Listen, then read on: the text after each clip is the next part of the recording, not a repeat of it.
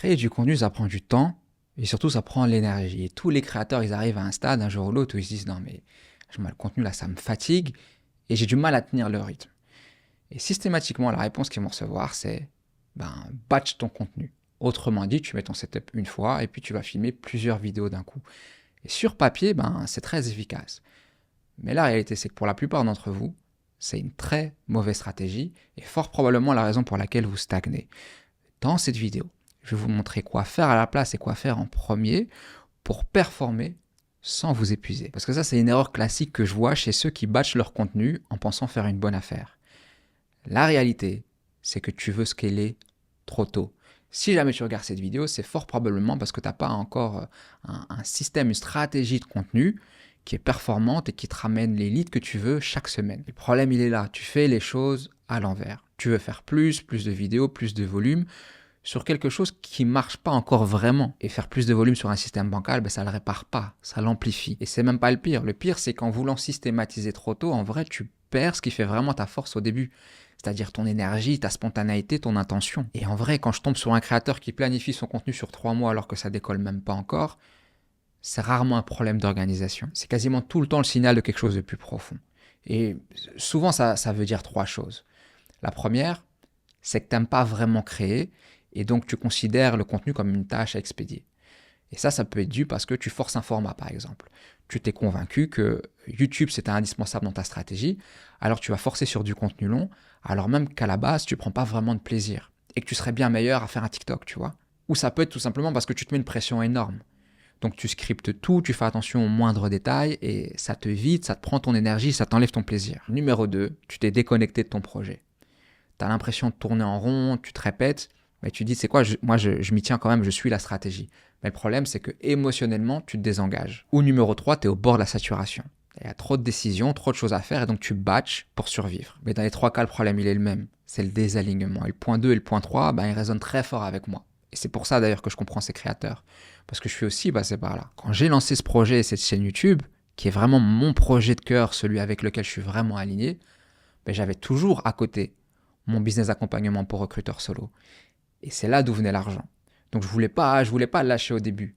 Et donc je me suis dit, ok, mais c'est pas grave, moi je suis malin, je fais ça depuis longtemps. Ce que je vais faire, c'est très simple. Je vais prendre un week-end, je vais filmer 50 réels d'un coup, je les monte, je les planifie, je suis tranquille sur Instagram pendant 3 mois. Et je l'ai fait, et ça a marché. Parce que oui, la machine, elle a continué à tourner, oui, j'ai continué à avoir des leads, oui, ça a continué à fonctionner, mais premièrement, ça m'a enlevé le goût, j'avais plus envie d'en faire après.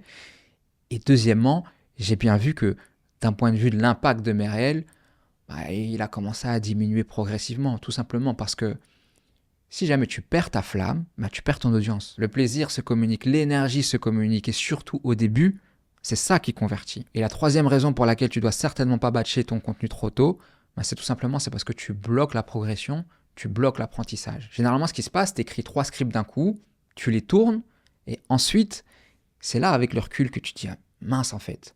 Là, j'ai une idée d'une intro parfaite avec un angle qui aurait beaucoup plus créé de l'attention.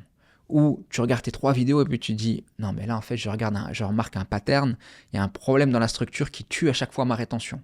Ou alors tu vas te dire mais attends, cette vidéo là en fait elle aurait été parfaite pour créer un lead magnet. J'aurais pu faire un quiz, ça aurait été super intéressant par rapport au sujet que je traite. Mais trop tard.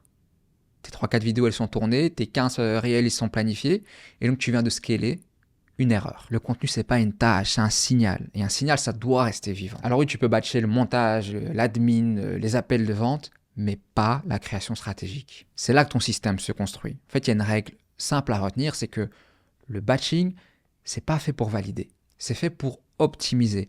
Donc, tant que tu n'as pas une stratégie performante en place qui a déjà été prouvée, qui fonctionne, tu dois vraiment être 100% intentionnel dans chaque vidéo. Tu ne peux pas te permettre d'essayer de faire plus de volume sur quelque chose qui n'a pas fait ses preuves. Et le process que je recommande pour créer avec intention et pour avoir des résultats sans se cramer, pour moi, c'est t'écris ta vidéo, ensuite tu laisses passer 48 heures, tu relis, tu laisses ça un peu circuler en toi, respirer, puis tu attends cette idée qui va te venir sous la douche ou en marchant, et puis là, déclic. Tu viens de penser à une analogie super intéressante que tu pourrais faire en introduction pour simplifier, pour créer plus de tension. Et là, maintenant, tu peux tourner. Mais ne mets pas la charrue avant les bœufs. On n'est pas en train de parler de productivité, ici on parle d'impact. Si ton système, il fonctionne, alors oui, batch.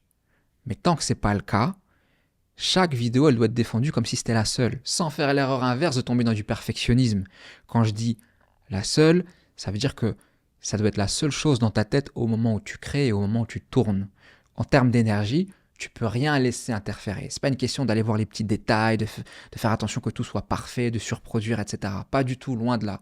Mais au niveau de l'énergie, ça doit être la seule chose qui compte à ce moment-là. Si tu veux systématiser avant d'avoir appris à créer la flamme, ça marchera jamais. Abonne-toi.